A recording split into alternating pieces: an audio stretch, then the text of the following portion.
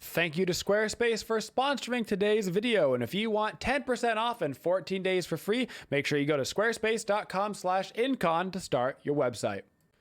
Hello everybody, Incon here, and welcome to another Season 8 Basics Guide. In this video, we're going to be talking about the major changes to the Season 8 Conquest map and how they are affecting gameplay in ways that you can utilize them and what you can expect from the changes on the map right now. So let's jump right into it. Right off the bat, we have the most apparent thing for the Season 8 map, which is the map itself is both longer and wider. This means that it takes longer to travel from duo lane to mid lane to solo lane, and it also takes longer to travel from the order side base to the chaos side base. Now, what this means in terms of gameplay is that you see movement speed being very valuable right now, whether that's through itemization, whether it's through a god like AMA providing movement speed with her one, whether it's gods with global ults or semi-global ults. You see Janus right now widely considered one of the best characters in the game because not only does he travel the map very efficiently, he also lets other people on his team travel the map very efficiently. So because the map is bigger, movement speed is strong. So whether you get raw bonus movement speed, very strong, Janus global, Thor global, all of those very strong right now in the current meta because of the bigger map. As far as actual map changes go, we have the first thing, which is both sides, Chaos and Order side, now have two doors in their base. These doors are in between the Phoenixes, so you got one here on the left-hand side and one here on the right-hand side. These doors will open when somebody is standing on the circle, so you can go outside the door and then they will close behind you. The implications of these two doors is for both offense and defense on Phoenix sieges. For defense, this allows you a way to sneak around the opponent. So if they're attacking my mid Phoenix right now, I can try to sneak out this door and look for a quick gank behind them. Now you got to be careful doing this because the door will close behind you. And if you do not have a leap, like my AMA, I am stuck here. I can't get back in unless a fellow teammate will stand on that circle and let me back in. For offense, how you use this door is if you have somebody jump over this wall or, walk through one of the lanes and come over here. It takes a little bit extra long for this to open up. You'll have to wait a couple of seconds, but eventually it'll open up and you can let your team into the Phoenix. Honestly, I see this utilized a lot more right now on defense for those sneaky come around the back and try to kill the hunters and the mages really quick, especially from like the assassins. It's used a lot more in the defense than it is in the offense. Jumping over the wall and trying to get it to open, it can take like 3 seconds, which oftentimes is enough for the person that jumped over to get absolutely plowed. There's a lot of damage in the game right now, so mostly used defensively. The next map change that we have is the addition of the lesser scorpions. Over here, you have one in the solo lane, and you also have two over in the duo lane, one closer to the order side and one closer to the chaos side. When you kill these scorpions, they won't actually die. What's going to happen is they are going to go into this little stasis, and it is going to provide a heal for you and your team around this scorpion. And then when you kill the scorpion, that heal will go ahead and stop, and you will get credit for the scorpion. It's like a small minion, basically, and you do get gold and XP for it. You only get the gold and XP for that scorpion when you actually kill them from those 3 circles. So initially putting them down and having that AoE heal around you does not actually give the gold and XP credit. You only get the gold and XP credit when you actually down it from those 3 circles. Basically works just like a Kuma passive. The exact same thing is over in duo lane. You've got 2 of them over there as well. This is put into the game just for a little bit of extra things for the solo laner in the duo lane to do. And the way that you utilize it is you drop it down to the floor, typically after you have gone through a fight with the enemy team in the solo or the duo. You have poked them out, pushed them back. That way you can take down the scorpion, let it sit there and heal you, and then put it away and get the actual gold and XP. You're letting it sit down on the floor to maximize that heal. Be aware that the enemy team can come up and just try to last hit it. Honestly, the gold and XP from this isn't that important, but the heal that you can get can actually be a couple hundred HP, which is really nice, especially in the early stages of the game when you might not have any other forms of sustain. Another change that we have to the map is there is an additional little Harpy Camp over here. This is going to be on the speed/blue side of your jungle. There is going to be an additional tiny little Harpy Camp that did not exist before. Basically, what this is a replacement for the chalice. You can see that there is no more chalice over here, so no more having to walk over there and give your entire team gold. That has been removed. Basically, it was like, hey, that's a little bit tedious. Let's get rid of that. Instead, they just added a little camp, so there's still a little bit of bonus XP here, and it does have some implications, particularly in the early stages of the game. For getting level 2s, we talk about those in our start videos on where you should be starting on each of the individual roles. As far as later on in the game, jungler just grabs these. They basically go and do one camp, and then they quickly go over and do the other camp.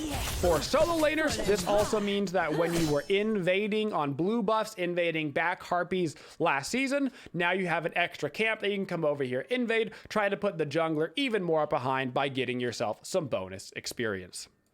Now for one of the biggest changes on the map this season, there is the Greater Scorpion. So you have the Lesser Scorpion over in the solo lane and the duo lane, and you have the Greater Scorpion that spawns at 5 minutes in the Gold Fury pit and over in the Fire Giant pit. These are actually pretty tough to do at the early stages of the game. But later on, you will find that they get very, very squishy, so they won't be nearly as hard to kill later on. When you kill these scorpions, a couple things are going to happen. You're going to see that there's now a little diamond by my blue buff and my speed buff, but not by my red and purple.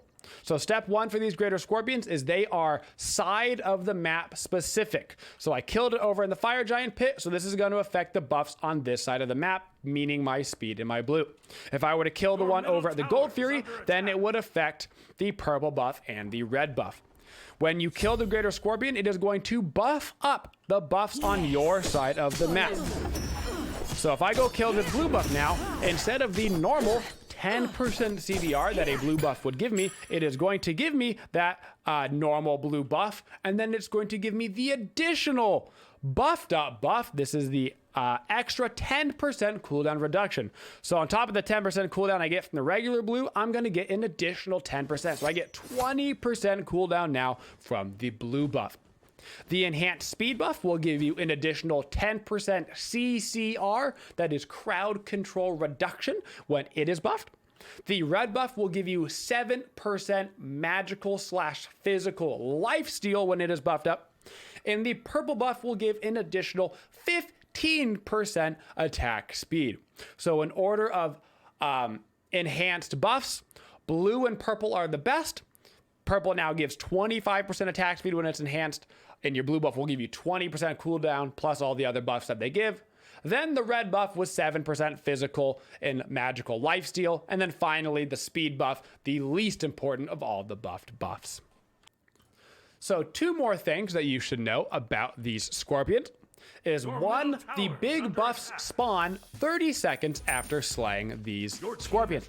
So if it was, say, the 10-minute marker, the Fire Giant would not have actually spawned yet. It would actually be the Scorpion. You'd have to kill the Scorpion and then wait 30 seconds for the Fire Giant to spawn.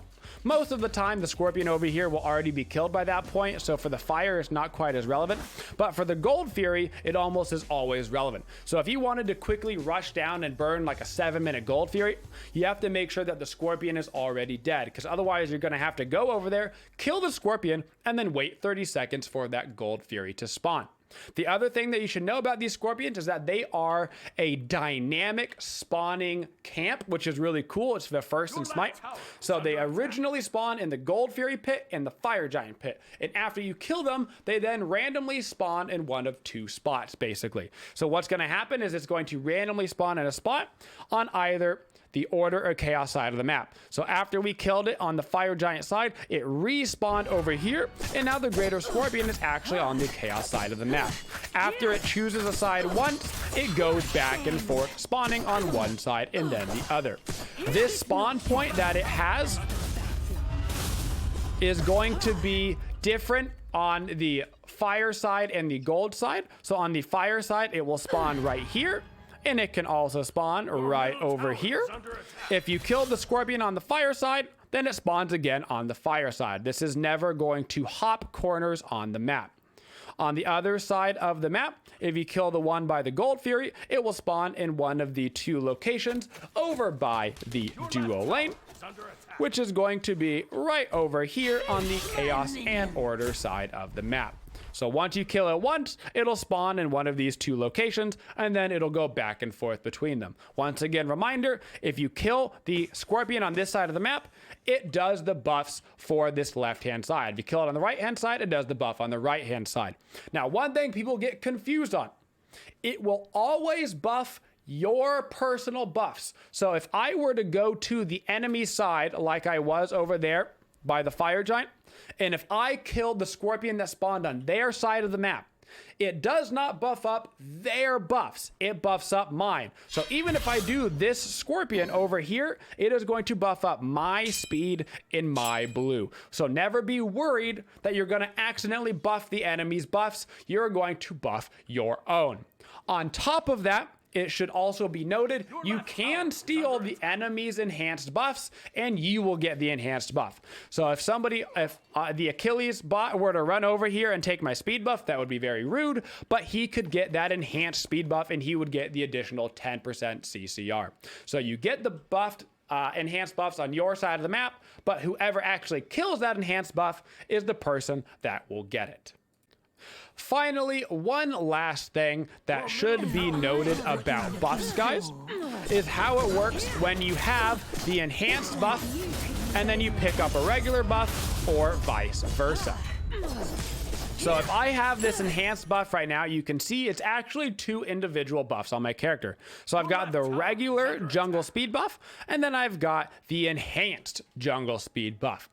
So that if I go over and do a regular speed, right? If I go over and steal their speed, it is only going to refresh my regular speed. So this enhanced buff duration will not get refreshed. It'll only refresh my regular one. Vice versa, if you do the regular buff, you're only going to get the regular one. And then if you go do an enhanced and pick it up, it'll refresh both because you did not even have the enhanced buff to begin with. So then you'll get the enhanced buff starting from the beginning and the regular buff starting from the beginning. So basically it works exactly like you think it would. Those are all the major map changes, guys, here in Season 8. Hope you learned something today. Maybe you're a little bit less afraid to jump into that Season 8 conquest now, whether it be casuals or ranked. Hope to see you all in the next video. And as always, my friends, have a twitching day, y'all. This video was brought to you by Squarespace. Squarespace makes it easy for you to set up a website by giving you wonderful award-winning templates that you can use and put together any which way that you want. So if you're an artist trying to get your name out there, trying to get your branding and show the world your illustrations, this is a great way to do so. And with our special partnership with Squarespace, if you look down below in the description and if you go to squarespace.com/Incon and use our code Incon, you will get 10% off and a 14-day free trial, folks. So make sure you start today, get that website of your dreams.